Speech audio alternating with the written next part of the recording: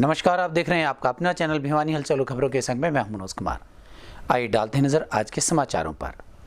माता रानी के तीसरे नवरात्रे के दिन माता के रूप देवी चंद्रघंटा की पूजा अर्चना बड़े ही हर्षोल्लास के साथ नगर के सभी मंदिरों में की गई।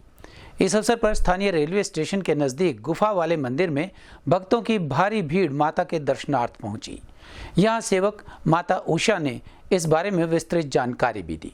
शारदीय नवरात्रि के तीसरे दिन मां दुर्गा के तृतीय स्वरूप माता चंद्रघंटा की पूजा अर्चना भक्तों द्वारा बड़े ही उत्साह पूर्वक की गई। मां चंद्रघंटा के शीख पर चंद्र और हस्त में घंटा है। चंद्रमा शांति एवं घंटा नाद का प्रतीक है। मां के इस स्वरूप की आराधना में सिद्ध कुंजिका स्तोत्रम का पाठ भक्तों के लिए अत्यंत फलदायी है। इसी कड़ी में आज स्थानीय रेलवे स्टेशन स्थित गुफा वाले मंदिर में भी मां की पूजा अर्चना करने व उनका आशीर्वाद प्राप्त करने के लिए भक्तों की भारी भीड़ नजर आई। वहीं मंदिर सेवक माता उषा ने बताया कि मंदिर में नवरात्रि के समय कीर्तन जागरण का आयोजन किया जाता है, जिसमें भक्तगण सैकड़ों की संख्या में पहुंचकर माता के कीर्तनों का आनंद लेते हैं।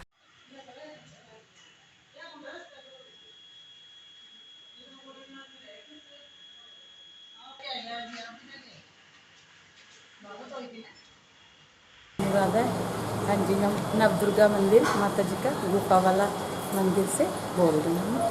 हाँ जी, तो आज माता जी का तीसरा नवरात्र है चंद्रघंटा माता का। तो इस नवरात्रों में पूजा होती है, अखंड ज्योति जगती है 9 दिन।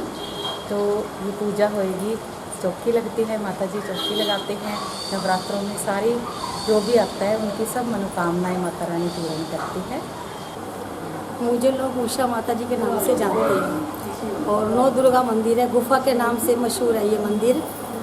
तो जितने ही श्रद्धालु यहाँ पे आते हैं बेटे, कोई मेरे विश्वास से आज तक कोई खाली नहीं गया और किसी की कोई कमी भावना नहीं हो वो खाली लौट जाए, तो है ऐसा।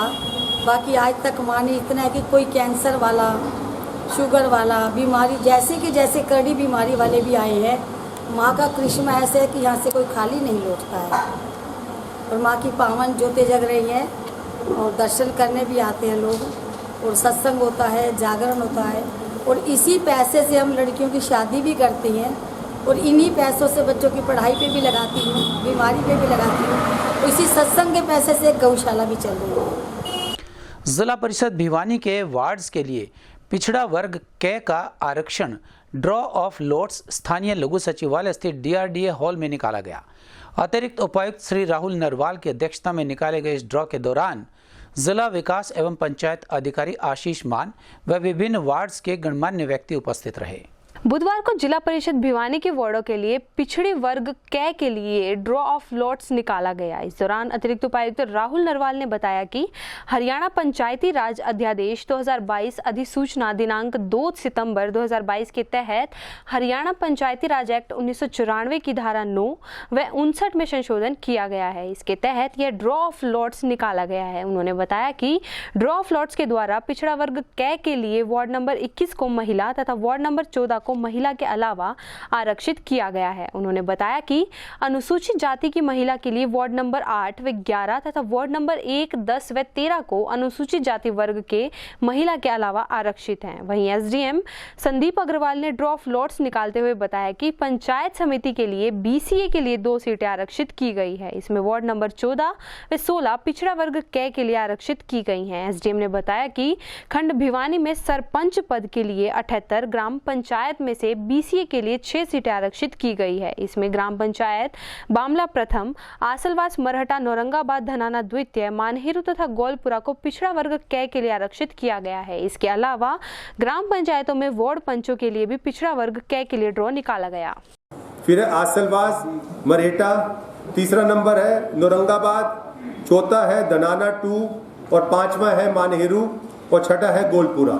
ये 6 ग्राम पंचायत है जो कि सरपंच में BCA कैटेगरी के लिए रिजर्व्ड है। अब मैं आपको, जैसा कि सभी की इच्छा है कि ये बता दिया जाए कि कौन सी सीट महिला के लिए आरक्षित है और कौन सी महिला से अलग यानी अदर देन वुमेन्स, और कौन सी SC के लिए रिजर्व्ड है। मैं सारा आपको भिवानी ब्लॉक के लिए सरपंच के लिए बता देता हूँ। SC के लिए बता देता हूँ, जो 17 सीट रिजर्व्ड है SC के लिए। उसके आगे मैं टोटल 17 सीट रिजर्व SC के लिए है, उसी के अंदर महिला और अदर देन वुमेन्स भी इसी के अंदर इंक्लूड है। मैं बता देता हूँ आपको। SC के लिए जो 17 वार्ड है, पहला है अजीतपुर, जो कि महिला के लिए आरक्षित नहीं है। बामला 2 SC वुमेन के लिए रिजर्व्ड है।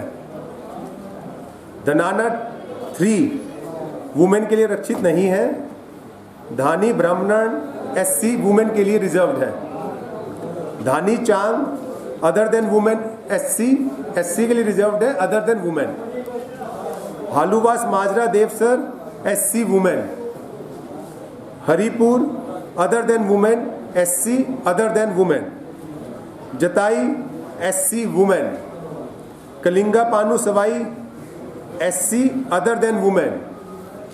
खरककला Rajyan Pana SC women. Mundal Kala SC other than women. Pahladgarh SC women. Rajpura Khadkari SC other than women. Rewari Kheda SC women. Roopgarh SC other than women. सांगा SC वुमेन और तिगराना SC अदर देन वुमेन। ये तो SC कैटेगरी की जो सीट रिजर्व थी उनका एक डिटेल था, SC women and other than women. Clear. अब मैं आपको बता देता हूँ अनरिजर्व, जिसमें 6 तो आज हो ही गई, वो रिजर्व हो गई। यानी अब हमारे पास अब मैं वुमेन्स के लिए इसी के अंदर आ जाएगा। यदि कोई BCA आई है तो वो इसी के अंदर पता चल जाएगा वुमेन की है कि अदर देन वुमेन की है। मैं आपको एक बार नाम सभी बोल देता हूँ। आसलवास दूबिया other than women. आसलवाद Marahatta women, जो अब हमारा BCA के लिए आरक्षित हुई है, तो यानी ये BCA वुमेन हो गई। क्लियर। सेकंड है Azad Nagar other than women. Badla women. Badesra other than women. Bamla 1 women.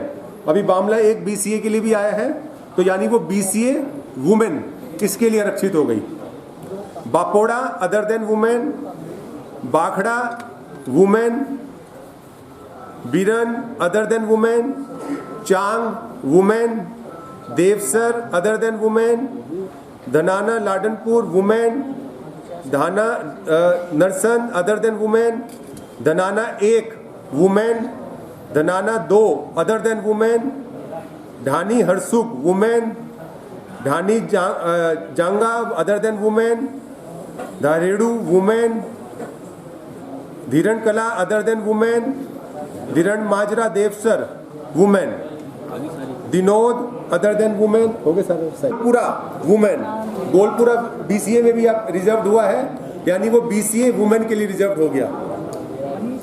Goripur other than women. Gujrani women. Haluwas other than women. Jarwai women.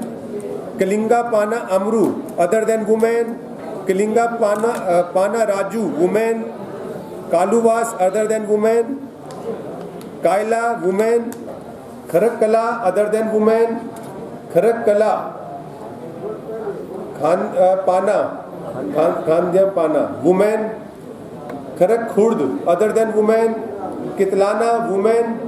Kohod other than women. Kond women.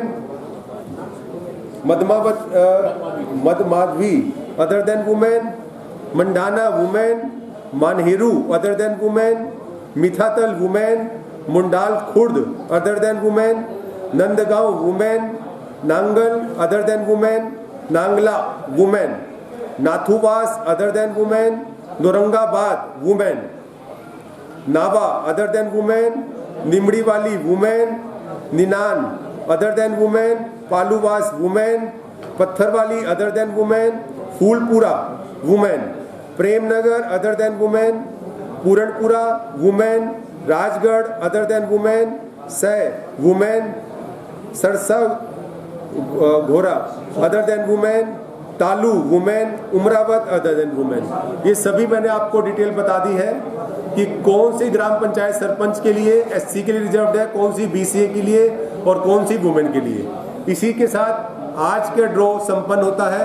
आप सभी का धन्यवाद।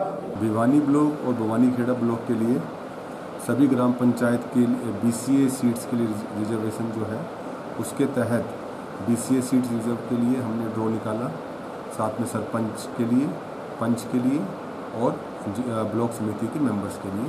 जो सीटें, जो वार्ड्स जो BCA कैटेगरी के लिए रिजर्व्ड है, वो आज हमने ड्रॉ निकाला। ड्रॉ में जो भी ऑर्डिनेंस की और जो भी सरकार की जो हिदायत थी उसी की सब पालना करते हुए हमने, जैसे कि सरपंच भिवानी के लिए 6 BCA कैटेगरी के रिजर्व किए गए हैं। बामला 1, आसलवाज महाटा, औरंगाबाद, धनाना 2 और मानहेरू और गोलपुरा। इस हिसाब से ये सरपंच जो है, जो ये ग्राम पंचायत है, इसमें सरपंच BCA कैटेगरी के लिए रिजर्व है।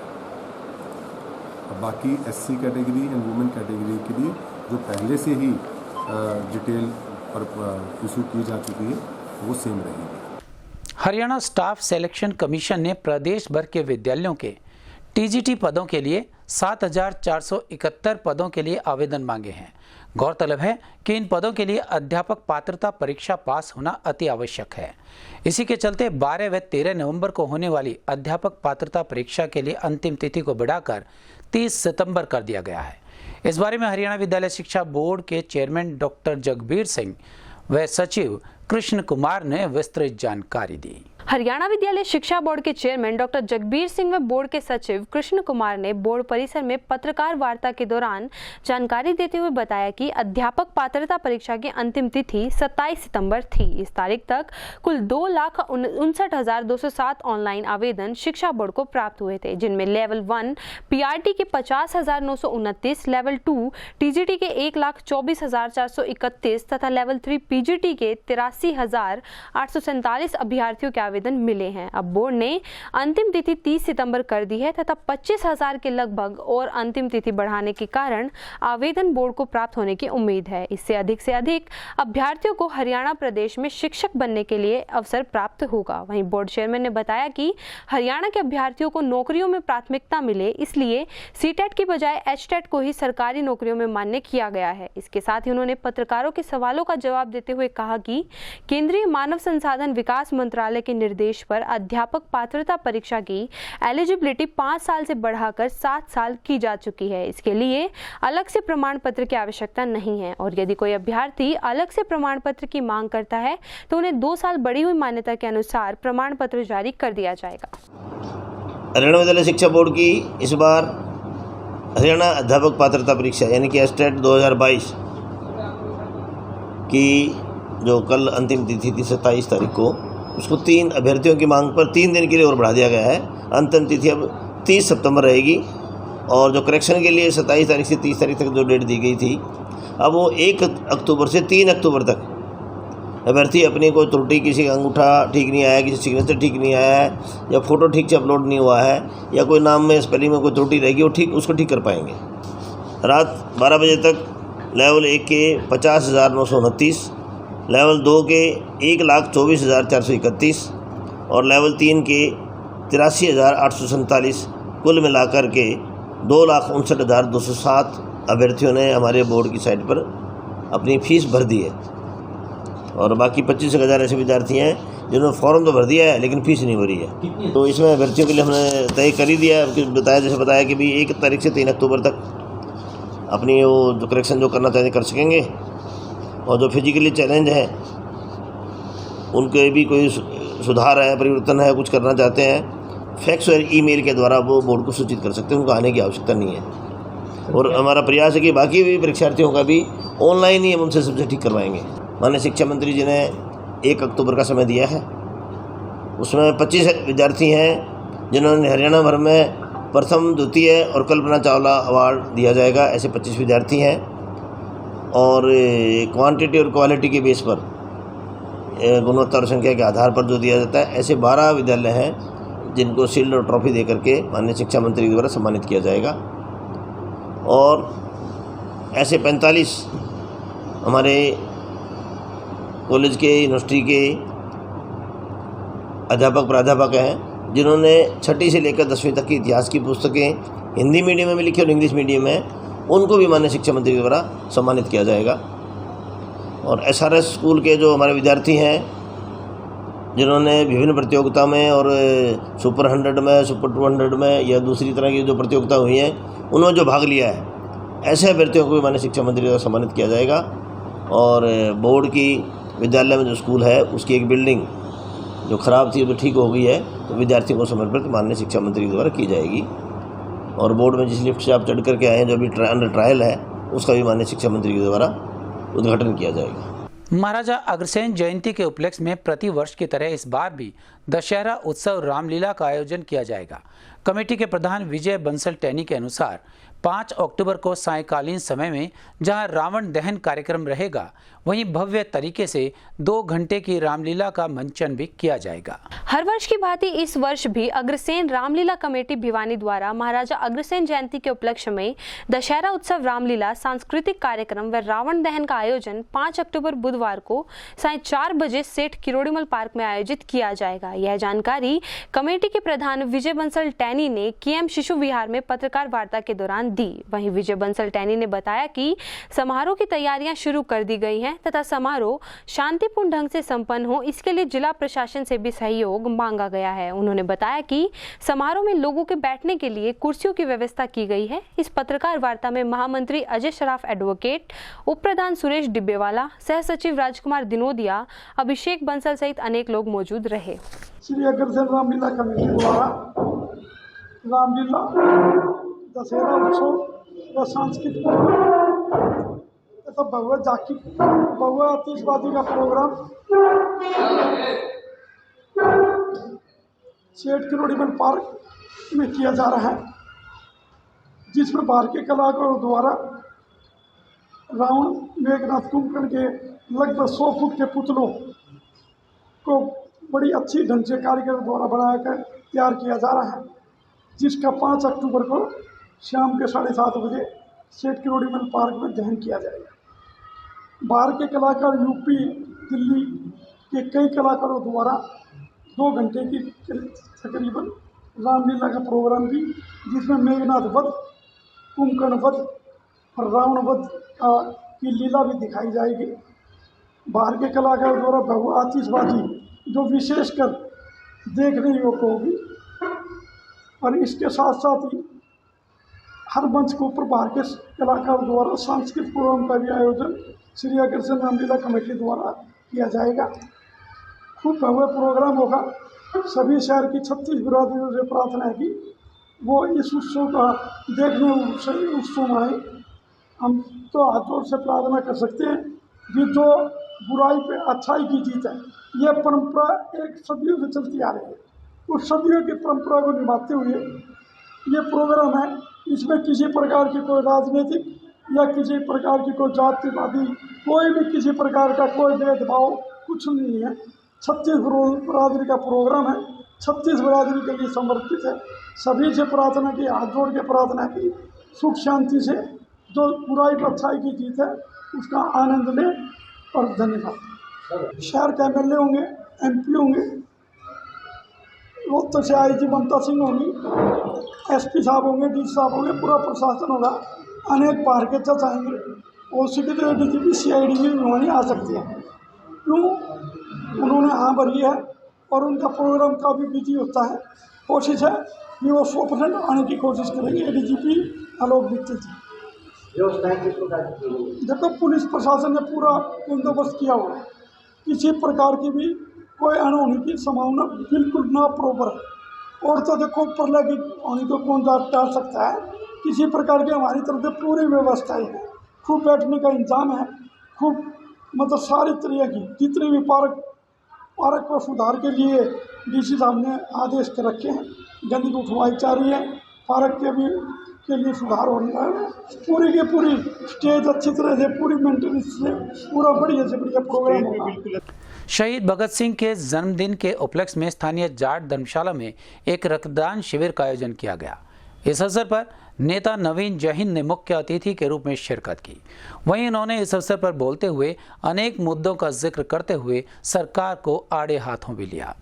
शहीद आजम भगत सिंह सेवा ट्रस्ट के माध्यम से शहीद भगत सिंह के 115वें जन्म दिवस के उपलक्ष्य में जाट धर्मशाला में रक्तदान कैंप का आयोजन किया गया, जिसमें युवाओं ने बढ़ चढ़कर रक्तदान किया। इस कार्यक्रम में मुख्य अतिथि के रूप में नेता नवीन जय हिंद ने शिरकत की। उन्होंने रक्तदान कैंप शहीद आजम भगत सिंह के जन्म दिवस के बनाए जाने पर सभी टीम को बधाइयां दी। साथ ही उन्होंने कहा कि हरियाणा में बुजुर्ग पेंशन वितरण का बड़ा ही बुरा हाल है, जिसको लेकर आए दिन जीवित बुजुर्गों को मृत दिखाकर उनकी पेंशन काटी जा रही है। यह कतई बर्दाश्त नहीं किया जाएगा। उन्होंने सभी को मुख्यमंत्री द्वारा दिया गया पेंशन हेल्पलाइन नंबर भी बताया तथा कहा कि किसी भी व्यक्ति की पेंशन अगर कटती है तो वह इस नंबर पर कॉल कर सकते हैं। साथ ही उन्होंने कहा कि प्रदेश भर में शिक्षा, सड़कें, पेयजल और सीवरेज का बड़ा ही बुरा हाल है। मौजूदा सरकार को चाहिए कि आम आदमी की मूलभूत सुविधाओं को सबसे पहले पूरा करे और महंगाई पर लगाम लगाए।